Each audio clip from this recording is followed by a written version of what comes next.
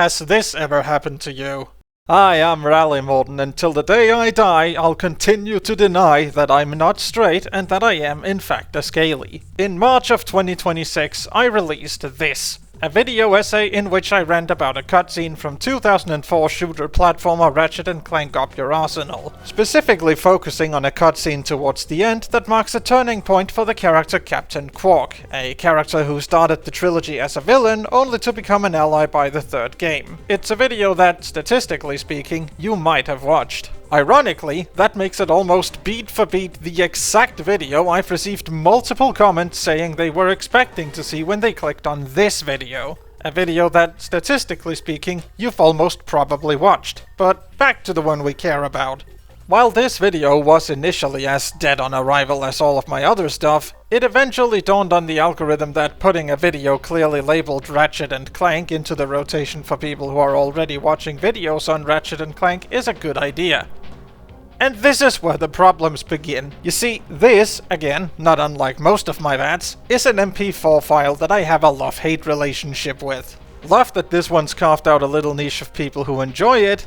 Hate that those people felt the need to leave comments either directly pointing out or otherwise leading me on a thought journey to things I could have done better. There's 3 main comments I want to address, so a special thank you to those, and I'll start with this one, as it's more of a clarification really. This is just one possible interpretation of that cutscene and arc as a whole. The classic, and probably intended interpretation, would be that the result of this confrontation is Qwark realizing that doing good will lead to his desired time in the limelight. He's tried being on Team Evil a few times, and while that definitely garnered attention, I wouldn't exactly call it the sort he'd want. Thing is, while there are plenty of good arguments as to why this would be the case, that's just not the message I wanted to send. The entire video is, somewhat predictably if you know how most video essays come about, the result of me wanting a video like this to exist, and then deciding to just make it myself on the off chance that nobody else had done it already. Besides, I don't think the series has ever given a definitive answer, so I'm taking this room for interpretation and running with it. With that out of the way, I have 3 main issues with the video, which are: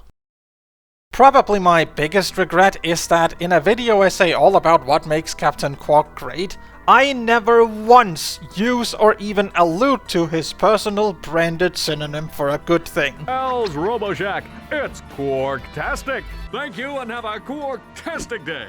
So make sure to use the password, which is, Qwark-tastic, yes. Thank you and have a Qwark-tastic day! What'd you say? Nothing. With how often it's used throughout the series, you'd think this is the sort of thing I'd remember to reference, but evidently not. And it's not the only thing like that, because as the final pre-credits thing, I included the part of Up Your Arsenal where, after Qwark's presumed death, an altar is established aboard the Phoenix, which the player can visit to read a funny epitaph. The epitaph in the video is, frankly, not Qwark-tastic enough. Why wouldn't I reference, say, Qwark's inexplicable ability to breathe in space, for instance? In my defense, while I had this segment in mind throughout basically the entire month or so the original video took to make, I only actually went through with it pretty late, and because I decided not to do my usual thing and hold on to the video for at least 2 weeks to catch the last few ideas that'd inevitably pop into my head in that time frame, I ended up going with the first draft. One that I immediately came to dislike. That section leading into the credits neatly leads me on to: for a lot of my videos, and especially the more essay-like ones, I like to cap them off with a funny little scene for those who stay till the end of the credits, as a neat little bonus. And while I had a perfectly fine little joke in mind for this one, once again, deciding to focus on expediency meant it got left somewhere on the cutting room floor. All of this eventually got me thinking. But wait. If gaming companies can remaster entire games within the same console generation as their first appearance, what's to stop me from doing much the same in video form? This is the first time I'm doing something like this, and if I have it my way, it'll be the only. At at least why the video in question is this recent. I am truly sorry about what happened, and I won't beg for your forgiveness as I try to move forward. But wait! I hear someone in the crowd shout, with this expanded and enhanced version of the importance of trying now being a thing, what'll happen to the old version? And that is a perfectly reasonable question. The original video is staying right where it is. No changes, no edits, nothing. See this video as more of an addendum / director's cut version. Anyway, enough rambling, let's get to the rambling. Before we begin this video essay, I figured I'd do the popular thing of listing off my exact qualifications to talk about this kind of stuff, and thus why my opinion is the most valid. I like games. Games sure are good. I play them sometimes. And sometimes I play Ratchet and Clank, because man, are those games just a good time or what? Blending fun 3D platforming with satisfying shooty bang bang, and the best part being that each and every one of the different shooties does a completely different bang bang. Some of them don't even shooty or bang bang, but the ones that do and are plasma or ice-based will absolutely destroy the game's balance. And whereas one pistol-type weapon evolves into baby's first shotgun, the other fires projectiles that bounce all over the battlefield. Sound familiar? They're fun in a Florida man in a Walmart kinda way, which begs the question, why does the writing go as hard as it does? No, they're not high art by any means, but whereas these games could, and in some cases kinda did, sell really well based entirely on the fun moment-to-moment gameplay, it's also a series with a surprising number of deeply emotional scenes. There are plenty of these to go around. Ratchet returning to Clank to fix him up, Kit returning to fight alongside Rivet after the mother of all scoldings just a few minutes earlier in a perfect contrast to said ending from the first game. Hell, the entire ending cinematic of A Crack in Time, in which a story about always going for the win, even if it's going to corrupt your morality, somehow still ends up feeling like a loss because Clank of all people in this franchise is about to reach a logical endpoint for his character that involves the duo splitting up, only to realize that the win that's being handed to him isn't what he wants, and rejoin Ratchet at the last possible moment. You're now thinking about the ending of A Crack in Time, and you will take this crying sesh like the grown-up you are. And while all of these are pretty great, don't get me wrong, can it truly be called a perfect Ratchet cutscene if it doesn't involve at least a little humor? You know, the kind that was surgically injected into the franchise from... Okay, this is technically cutscene 2, but you get my point. In my opinion, no. In order for it to truly be a perfect Ratchet cutscene, it needs to be an emotional payoff, sure, but it needs to be funny too. And to me, there is one cutscene that stands slightly above the rest in terms of achieving that perfect blend. Ratchet and Clank Up Your Arsenal is the third release in the series and marks the semi-official end of what's commonly referred to as the PS2 trilogy, because most people's equipment is too cheap beach and their tests not alpha enough to acknowledge that Deadlocked is too sick to just leave out of the discussion like that. In it, genius robot megalomaniac Dr. Nefarious swears revenge on the Solana galaxy by turning everyone into robots. He tries desperately to frame it as a revolution because robots are being suppressed, and there may be something to that because poor Dalek Rat sure does find herself in active hostile territory a lot, but mostly it's because he was bullied as a child and accidentally turned into a robot himself. That's the kind of zany universe this is, and I love it. The rest of the game from this point on consists mostly of first assembling the Avengers, is that still a relevant joke? Gathering intel on Nefarious's plan, and eventually blowing it up in his face. Right from the get-go, it's made explicitly clear that all of this, however capable Ratchet and Clank are at this point, hinges on one particular recruitment. Only one man has ever faced him and survived. I've just received a top-secret report on that man's whereabouts. Here, take a look. On tonight's episode of Nature's Mysteries, we examine the Florana tree beast. Deep in the dense growth of Florana's Jambu forest lives a mysterious creature. Or maybe he doesn't. It's one of Nature's Mysteries! I've seen him run right through our camping site. He was buck naked, screaming and holding a banana. Or maybe it weren't a banana. It could be. One of Nature's Mysteries! Legend tells that this mysterious creature is actually one of the greatest superheroes who ever lived. Shamed by his recent past, he is now one of nature's mysteries. Tune in and find out the answers. Something funny happens throughout the Ratchet & Clank trilogy, which is that it becomes increasingly evident that actually these two might have been the main characters of the first game, but the protagonist of the series is someone entirely else. Captain Qwark is an intergalactic superhero turned sellout scumbag, appearing in the first game as the secondary antagonist and the primary antagonist in the second. Starting out the series as the bumbling henchman of Chairman Drek, a character more obsessed with adding titles to his name than Glenn is to adding extra N's, first he tried sending our heroic duo to their doom via the medium of Bloggy and Snagglebeast, which they of course kill immediately. Then he tries taking them on in a space fight, but they shoot his ship down without much trouble. It's actually quite funny that, because in the very next level after this, you encounter him again, this time manning a wooden stand selling bogus products. Captain Qwark! Where? Come on, Qwark, I know it's you. The name's Steve. Pleased to meet you. Look, Steve, I need to know where Drek is before it's too late. Did you say too late? Sir, it is never too late to acquire the latest in the long line of quality products from Gadgetron. I have for you, today only, the Gadgetron PDA. Public display of affection? No, personal delivery assistant. This device allows you to purchase ammunition wherever and whenever you want it. Yeah? How do I know it works? You can always trust Gadgetron quality, or my name's not Steve. Come on, Qwark's Mind Palace is a used car dealership. How can you not love this man? The developers clearly agree, because he returned for the second game after popular demand from inside the house. This time engineering a disaster for him to fix, so that he can endear himself to a whole new galaxy. Except, this is a Captain Qwark scheme in a Ratchet & Clank game. How well do you think this is going to go? This defeat, in classic video game form technically his third, is what truly breaks him, to the point of going native. Some might say a little too native. I thought we agreed to put that jungle business behind us. It was mating season. How could I have known she was your sister?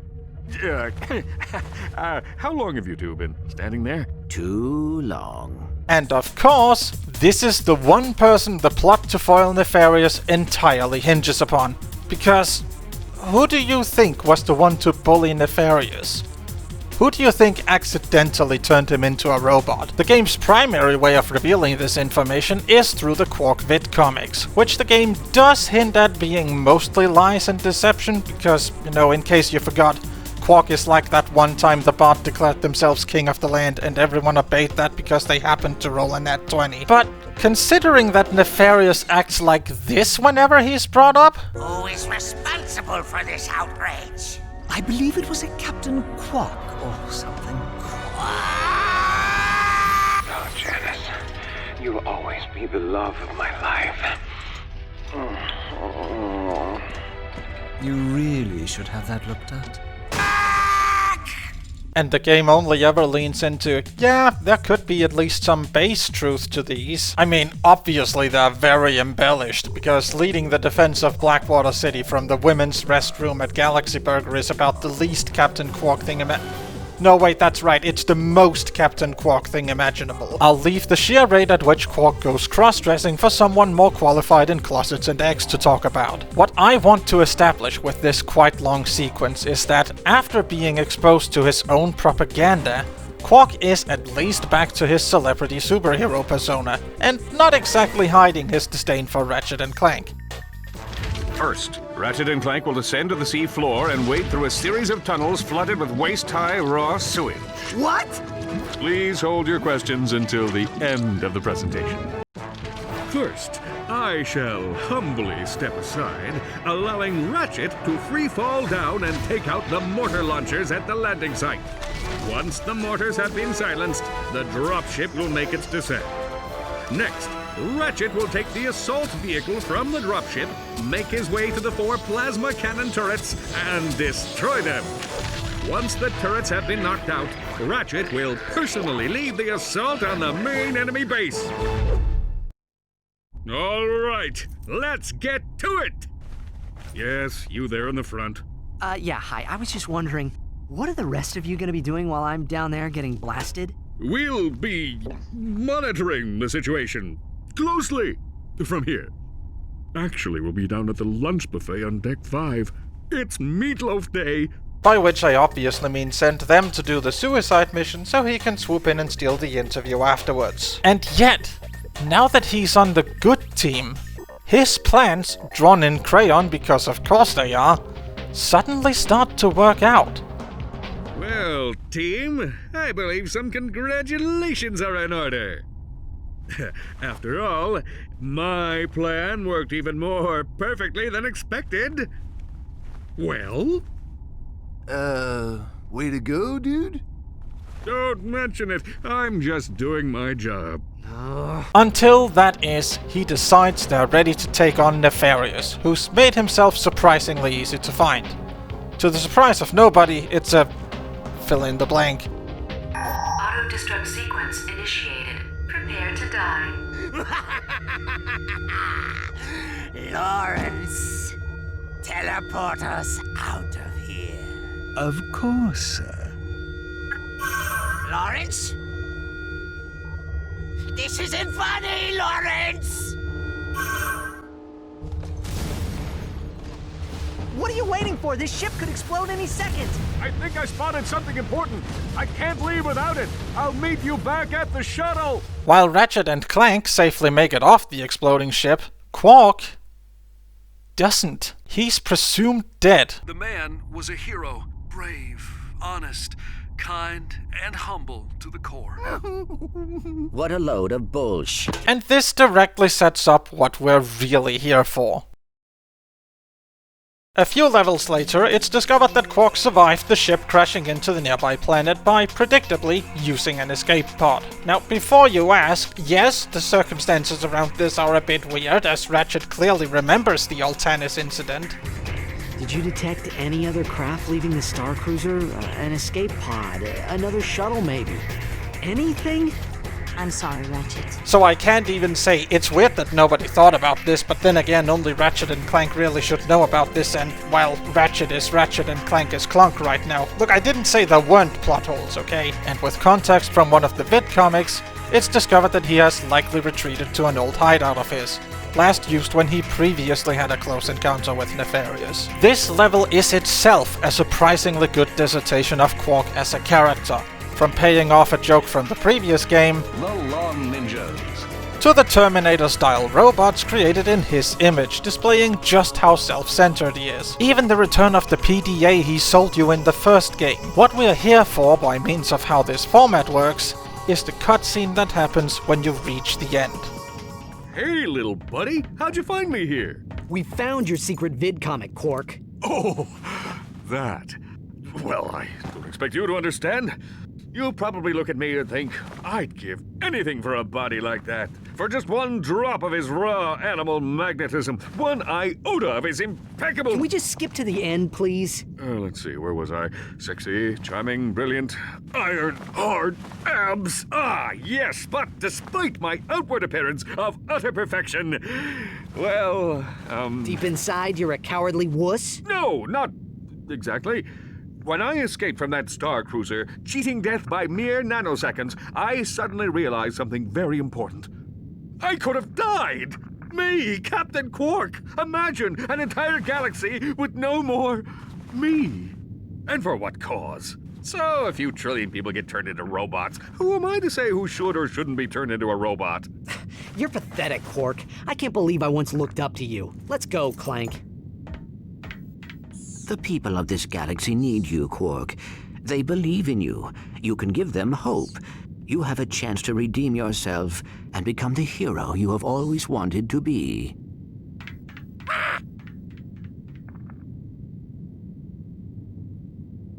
Pretty neat, right? Now please allow me to ruin it via the medium of overanalyzing. It's entirely on purpose that this cutscene shows Qwark in his underwear, because this is the cutscene that gets right to the bottom of Qwark's character. For as much as he wants to be seen as this perfect action man, deep down he's a selfish coward. Nothing matters to him more than the perfect outward appearance. He's a man who's pretty much always had life turn out exactly as he wanted to, unless Ratchet, Clank, or Nefarious got involved. Ratchet immediately calls him out on this. Qwark has had many a physical beatdown in these games. Heck, he took an extra one at the beginning of this one.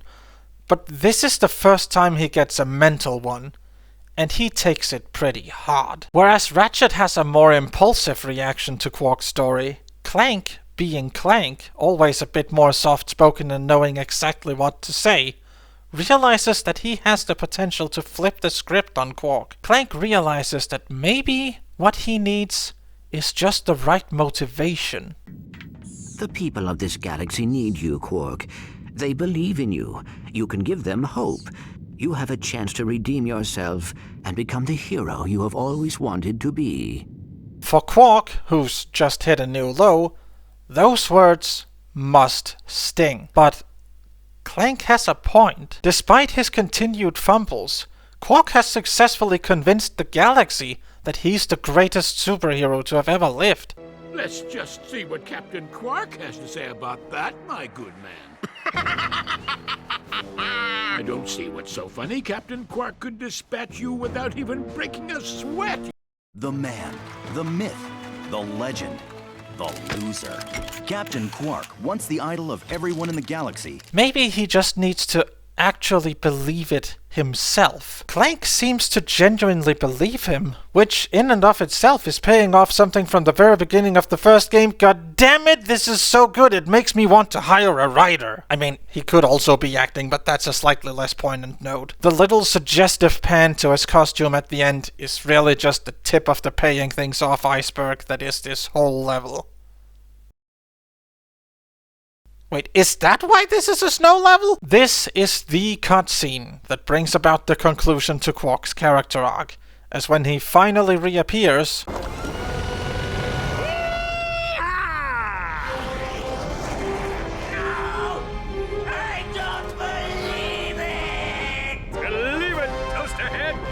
he's actually fighting alongside Ratchet and Clank to help defeat Nefarious, living up to the image he's built for himself. If there is one consistent theme throughout Ratchet and Clank, it's not that consumerism is bad or that you must be a chosen one to be worthy of the status of protagonist. Kinda weird that the future trilogy dipped into that for a bit, isn't it? It's that if you work together with people you truly trust, there's nothing you can't accomplish. It's that if you don't believe in yourself, find someone who does believe in you. How hard do you think I need to go on this before people start theorizing as to whether or not I wrote this script the day after I got laid off? Because I kinda did. Yeah, all of that. There are many good reasons why Ratchet and Clank Rift Apart leaned into things like self-doubt for its main theme. But a tiny little part of me believes that here in the 2020s, in a world obsessed with putting your best image out there for others to behold to the point where nations have started banning social media, it's a story that needed to be told. And so many of the points that game makes can trace their roots back to this one cutscene. Ratchet's pep talk with Captain Quantum, for instance, is effectively exactly the same as what Clank told Qwark nearly 20 years earlier. So, this Captain Qwark, is he a pirate in your dimension too? No, he's a hero. Even though he's betrayed us, surrendered to save his own skin, taking credit for our... He's a hero? Because no matter how many times he screws up, he's always there when it matters most. He never stops trying. See, I'm not entirely making this trying thing up. A piece of character growth that feels especially earned when, but a level later, Rivet's falling out with Kit is a repeat of how Ratchet felt about Qwark in this situation, showing simultaneously how much growing up our boys have already done and how much is still to come for the girls. God, I love it when I sound smart like that. The Ratchet and Clank trilogy really was lightning in a bottle. 3 highly successful and beloved titles in 3 consecutive years is frankly unheard of these days, in part thanks to increased focus on things like eliminating crunch and not having a generally shitty work environment, but also because of how games just keep on increasing in complexity and scope. But I don't want this video to end on a game development is too woke and that means I can't buy 15 new games every year note. And while companionship and trust are good notes to end on, I think there's an even better one. And it's based on what Clank said. You have a chance to redeem yourself and become the hero you have always wanted to be. If only you try is surprisingly potent. Because if you don't try new things, don't challenge yourself and your understandings, you do nothing but lock you inside yourself. And sure, sometimes you try something new and it's a spectacular failure. Hey, take it from me, most of the things I've done can be described as the Captain Qwark scheme in a Ratchet and Clank game. How well do you think this is going to go? But every now and then, you might try something and it works. And let me tell you, when you find something that does work, that feeling is Qwark-tastic.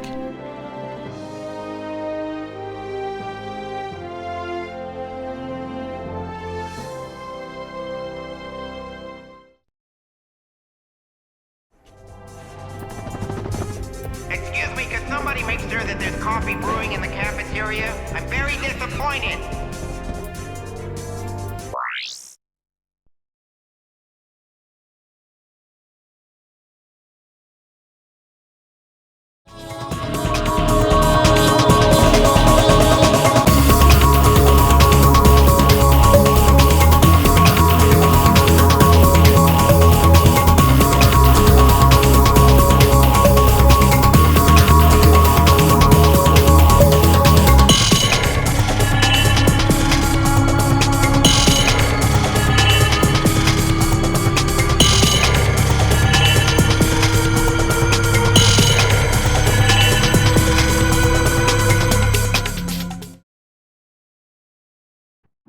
This terminal should give us high-level access to all of Nefarious's project files.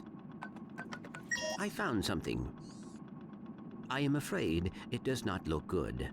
Bio-obliterator? Huh. I see what you mean. What exactly does it do? According to the information on this computer, it annihilates anyone romantically or sexually attracted to 2 or more gender identities. This is the part of the video where I was sorta planning on putting a PNG of Nefarious doing a Nazi salute accompanied with the Vine Boom sound effect to cap off this joke and end the video, but I'm constantly terrified that some fascist piece of shit is going to see that and think to themselves, "Oh, hell yeah, brother, this guy's out here fighting the good fight against the queer mind virus, yeehaw!" And then I would have to explain the concept of sarcasm in a fucking Ratchet and Clank video essay. So instead, here's an entirely alternative post-credit sequence to make up for the fact that the original video didn't have one. This terminal should give us high-level access to all of Rallymorden and his artist friends project files. I found something. Huh. I see what you mean. What exactly does it do? That information has been deleted. Uh-oh.